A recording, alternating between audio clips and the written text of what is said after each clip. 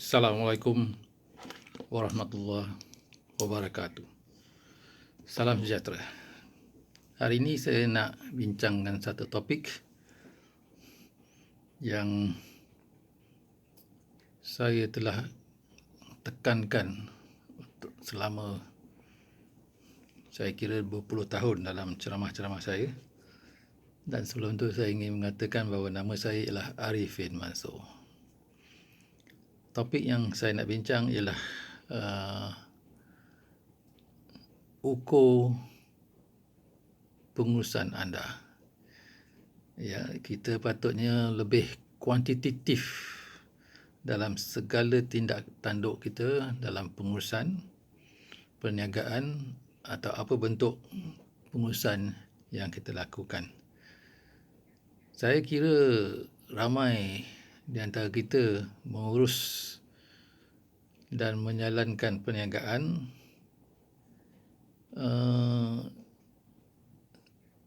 lebih kepada keseronokan tanpa membuat ukuran-ukuran yang tertentu.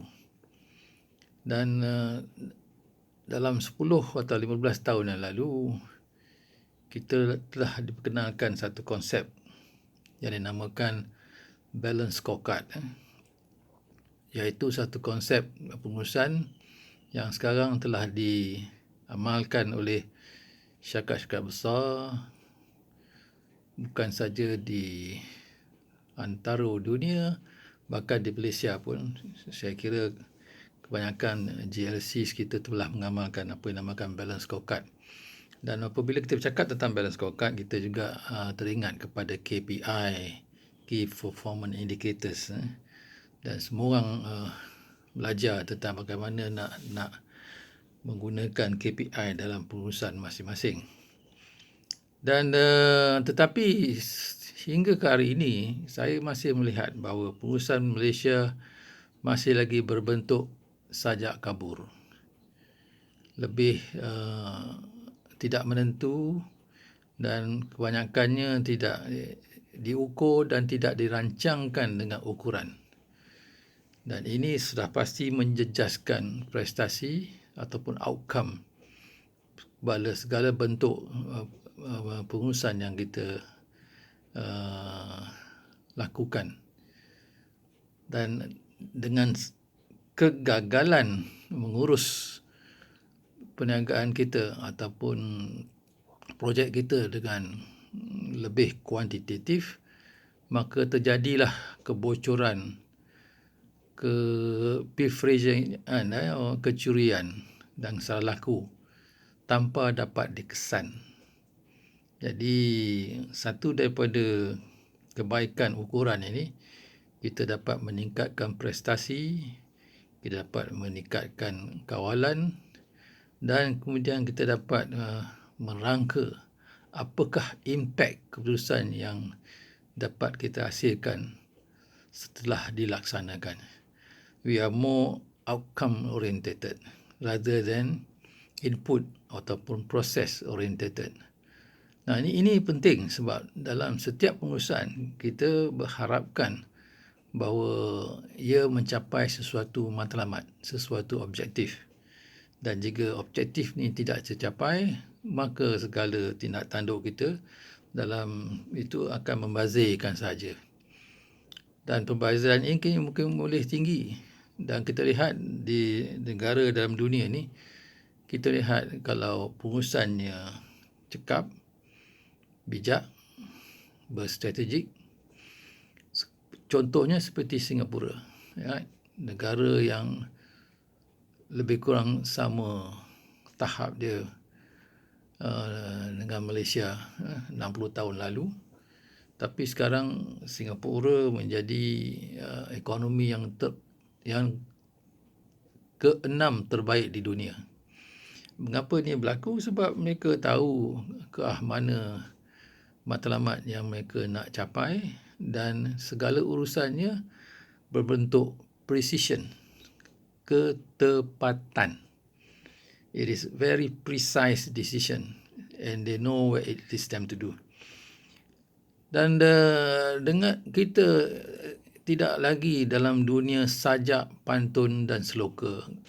Orang Melayu banyak suka gerindam dan sebagainya. Ini akan lagi menjejaskan prestasi kita. Bekas sekarang adalah dunia persaingan. Dengan kelemahan kita yang 3-4%, kita akan impact dia mungkin akan menjejaskan pulangan 20-30% dan sebagainya. Kita tahu bahawa setiap kegagalan dalam ketepatan, kita akan perlu membayar kos yang tinggi. Ya, dan kita tanpa disedari, kehilangan, kebocoran akan terus berlaku. Tuan-tuan dan puan-puan sekalian, saya yang pada ceramah saya yang lampau, saya telah membincangkan tentang strategi. Dan strategi ini juga boleh dibentuk dengan kuantitatif. Boleh dibentuk dengan angka. Sebab angka ni ialah satu alat yang meningkatkan ketepatan. You are always measured by figures. Failing which, your outcome, your management will suffer inefficiencies, ineffectiveness. So, go by measurement. With measurement, dengan ukuran, kita boleh laksanakan banyak, kita boleh laksanakan lebih kesan, kita boleh laksanakan strategi, kita boleh bangunkan model pengurusan yang sesuai, kita boleh rangka dan bentuk rancangan perniagaan yang bijak dan berkesan, dan kita boleh tumpukan, kita boleh tuliskan dengan ketepatan tentang pulangan matlamat perniagaan kita. Umpamanya dalam dunia perniagaan, ini selalu yang saya katakan bahawa matlamat dunia perniagaan ialah menjana pulangan terhadap modal yang maksima. Right? Dan apabila itu merupakan matlamat utama kita, kita harus mempunyai strategi, kita harus mempunyai model perniagaan, kita harus berfikir secara kuantitatif, secara angka. Dan apabila angka kita menjadi budaya, menjadi sikap, saya fikir kita akan bercakap tentang ketepatan, high accuracy, high level of thinking, right? High level of thinking. Jadi kita bila sebut tentang pulangan terhadap modal, pulangan terhadap equity, kita boleh sebut tentang ini semua adalah nisbah.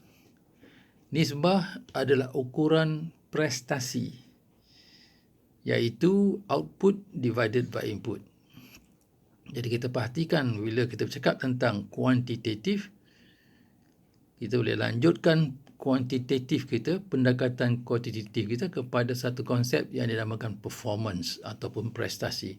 Output over input. This is even more precise. This is even more quantitative in the approach. Your thinking, your pemikiran kita lebih performance oriented, lebih menumpukan perhatian kepada prestasi. Dan ini adalah apa yang kita nak capai. Kita mengurus kerajaan, kita mengurus perniagaan, kita mengurus masjid, kita nak meningkatkan prestasi. Dengan bermodalkan RM1, kita boleh dapat hasil RM20, lebih kurang begitu. Dan saya teringat kepada nisbah yang baru saya dapat daripada internet. Hilton, Hotel Hilton menjana ROE, PTE, pulangan terhadap equity-nya sebanyak 900% setahun. Apa makna 900%? Bahawa setiap RM1, maaf saya, yang dilaburkan pada 1 Januari, pada hujung tahun dia dapat RM9. Begitu berkesan, begitu impactful pengurusan Hilton. Bagaimana dia capai matlamat itu? Kita, national growth kita cakap tentang 4%, 5%. Ada yang tak dapat ukur pun. Ada yang negatif. Yang hilang berbilion-bilion pun ada. Mengapa kita boleh kehilangan berbilion-bilion ini, dan mengapa kita lahirkan pemimpin yang akhirnya kita melahirkan orang yang menghasilkan output yang penuh dengan negligent, ketidakcekapan. Kenapa ini berlaku? Sebab mereka tidak diukur. Sistem pengurusan dia, mereka tidak ada ukuran. Jadi ukuran ini tuan-tuan adalah penting. Perancangan bajet, control system adalah melalui ukuran, through performance measures. So, ladies and gentlemen, gone are the days when you manage things through abstracts. You manage things through motivation, high sounding, lot of promises, but nothing in reality that can come out of it. If you talk in quantitatively, if you talk kalau kita berbincang dan memikir secara kuantitatif, saya percaya hasil atau outcome daripada pengurusan kita akan juga berbentuk kuantitatif yang mengurangkan outcome, yang mengurangkan kebocoran, keciciran dan meningkatkan outcome dan meningkatkan keuntungan dan sebagainya. Jadi saya ulangi sekali, tuan-tuan dan puan-puan, adik-adik dan abang-abang, kakak-kakak, bahawa pentingnya kita ubah minda kita kepada pemikiran yang lebih kuantitatif. Lupakan pantun, sloga dan gurindam. Memang pantun memang seronok didengar, tetapi kalau kita amalkan pantun dalam pengurusan kita, kita akan menuju ke arah kegagalan. Dalam dunia sekarang, tuan-tuan dan perempuan, kita tidak boleh lemah walaupun 3%, 2%. Kalau kita lemah 3%, 40%, kita ada kebocoran 3-4%, maka akhirnya matlamat kita akan terjejas. Kedudukan kita di mata dunia akan merupakan masyarakat yang negatif. Dan kita tidak dipandang tinggi oleh dunia kerana kita gagal dalam pengurusan kita. Kita akan melahirkan orang yang kurang amanah, kita melahirkan orang yang penipu, pembohong, dan ini akan menjejaskan masyarakat kita. Wabillahi taufiq wa hidayah. Assalamualaikum warahmatullahi taala wabarakatuh. Terima kasih.